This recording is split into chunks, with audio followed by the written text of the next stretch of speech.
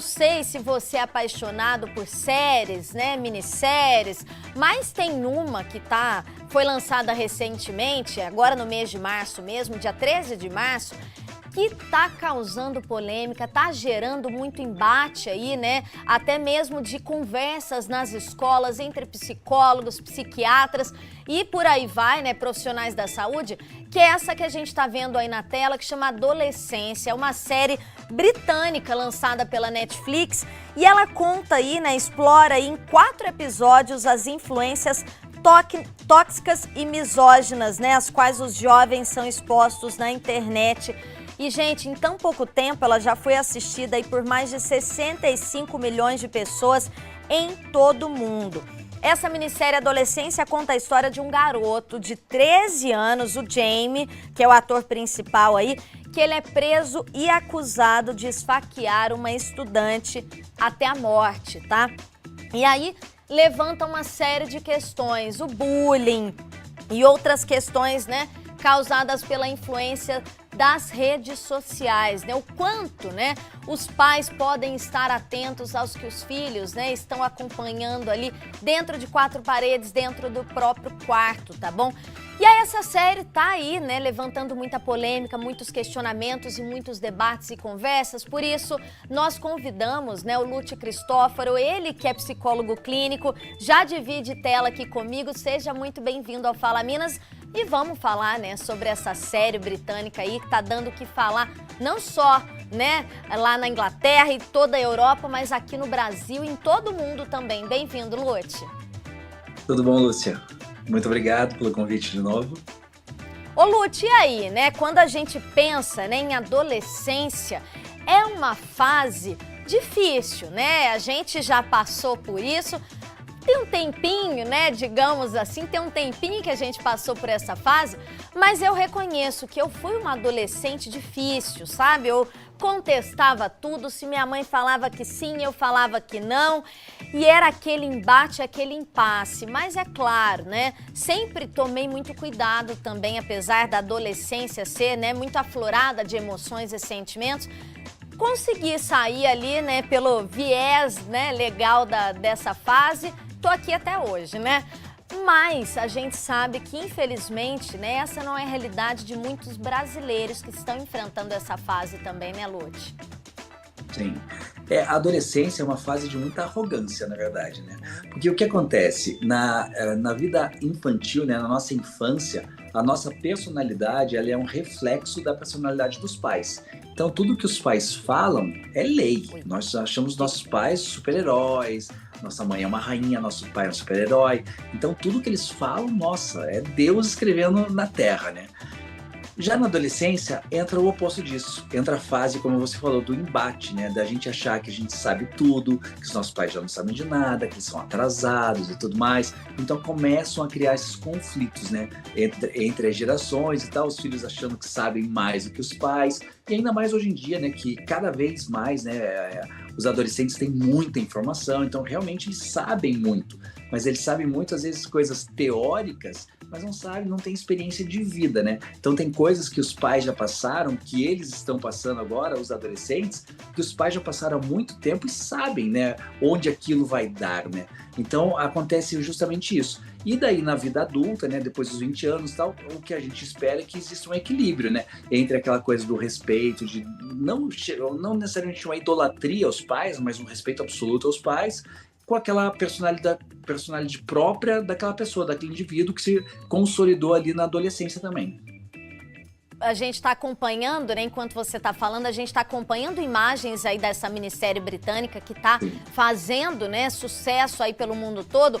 Por que você, como psicólogo, né, aconselha aí pais responsáveis ou até jovens mesmo a acompanhar essa minissérie aí que tem 4 episódios?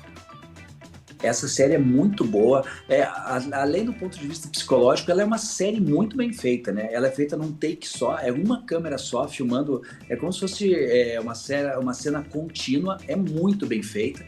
E a questão psicológica, ela é crucial, assim, para o entendimento dos pais e dos próprios adolescentes hoje em dia, né?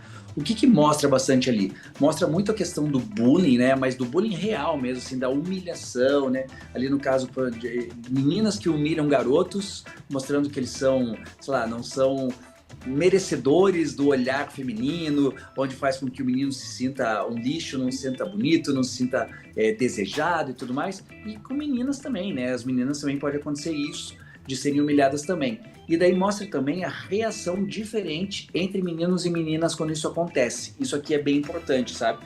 Os meninos, quando se sentem humilhados e tudo mais, eles tendem, tem uma chance de ter uma reação mais agressiva, né? Então ele se volta contra o outro, né? Então ele tenta devolver a humilhação, tenta se vingar daquilo, às vezes parte para as agressões verbais, possivelmente até agressões físicas, culminando numa possibilidade de um crime, como aconteceu aqui. Já as meninas têm uma tendência a se voltar contra elas mesmas, entendeu? As meninas, então, quando se sentem inferiores, injustiçadas, humilhadas, elas têm um hábito muito triste também de se cortar, de se fechar, sabe, de comer muito, acabar engordando demais. Então elas se voltam contra elas mesmas. Tem, claro, a questão da vingança também pública, né? Tanto de um contra o outro, e o que a gente espera é que nunca parta isso para um caso de violência, né? Que não tenha mais solução, né? Então é muito importante que os pais vejam essa série, porque o que mostra aqui? Que às vezes uma mudança de comportamento desses adolescentes em casa pode significar que esse bullying ou essa mudança de comportamento está acontecendo fora. Então o diálogo é muito importante e muitas famílias não têm mais esse diálogo, né? Os filhos se fecham nos seus quartos, ficam com seus celulares, vendo seus vídeos, redes sociais e tudo mais. Os pais acham que está tudo bem lá e não se importam, não se interessam pelo que os filhos estão assistindo, estão consumindo, estão pensando, e é aqui que mora o perigo, né? Da gente não ter esse contato, esse diálogo.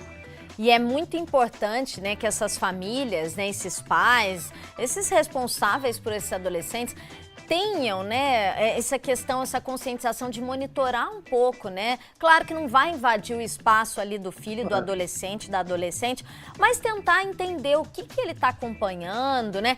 E até eu acho que criar um hábito, né? Olha, tal dia na semana, quarta-feira, nada de celular durante o jantar, a gente vai reunir a família, todo mundo vai cozinhar junto ali, para cada um contar, olha, o que está sendo o desafio na escola, como é que está a tua vida pessoal, se já tem namoradinha, se não já tem namorado, se não tem. Seria muito interessante também, né, que se tirasse um dia, 2 ali da semana, 1 hora que fosse, né, durante um período que está todo mundo na casa, para conversarem um pouquinho, né, Lute?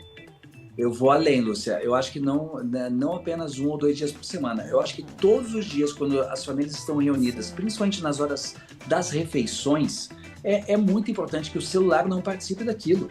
É muito importante que as pessoas conversem. Como foi seu dia? Aconteceu alguma coisa diferente? Alguma coisa boa? Alguma coisa triste? Alguma coisa chata? Alguma coisa estressante? Então, os filhos também se interessarem pelos pais, né? Como é que foi seu trabalho? Seu trabalho é difícil? Está muito cansado? Então, ter esse diálogo, principalmente na hora de uma refeição, é fantástico, entendeu? O celular não pode participar daquilo, porque se você está no celular, você não está presente ali com aquelas pessoas naquele momento. Assim como, provavelmente, quando as pessoas assistem filmes ou assistem séries, também, geralmente, também é uma coisa errada, o celular também está participando disso. A pessoa está assistindo o filme, assistindo a série e dando uma olhadinha no celular. Daí ela perde, geralmente, uma cena que aconteceu, perde o fio da meada daquela história. Então, também está errado. As pessoas precisam aprender a fazer uma coisa de cada vez e separar, ter atenção total naquilo que estão fazendo, seja no momento, seja nas pessoas. Então, na hora do jantar, presta atenção no que você está jantando, presta atenção em quem está ao seu lado, converse, pergunte, conte, se abra para sua família, né? Falando para os adolescentes, porque às vezes o adolescente tem vergonha de dizer para os pais que está passando por uma situação de humilhação ou de desprezo das meninas, ou no caso das meninas também as intrigas com as amigas ou de algum garoto, e fica com vergonha de falar para quem mais tem possibilidade de instrução, né, e de apoio ali emocional, né, que são os próprios pais.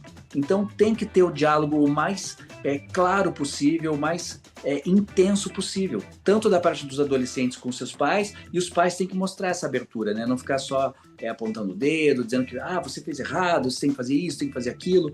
Entender, se colocar no lugar do adolescente. Os pais também já foram adolescentes, eles sabem o que passaram também, né? Também provavelmente passaram pelas mesmas dificuldades, né? Com certeza, e eu falo que nessa questão da importância do diálogo, eu sempre falo, né? Meu João vai fazer 2 anos, mas claro que eu já penso lá na manhã, né? Na adolescência, porque o tempo passa muito rápido e a gente tem que estar preparado para essa fase também. Eu sempre falo lá em casa com meu marido que a gente tem que tornar, né? Eu vou ser a melhor amiga do meu filho, meu marido vai ser o melhor amigo dele, porque em caso de algum problema ou até de alguma conquista, né? A gente quer que ele seja...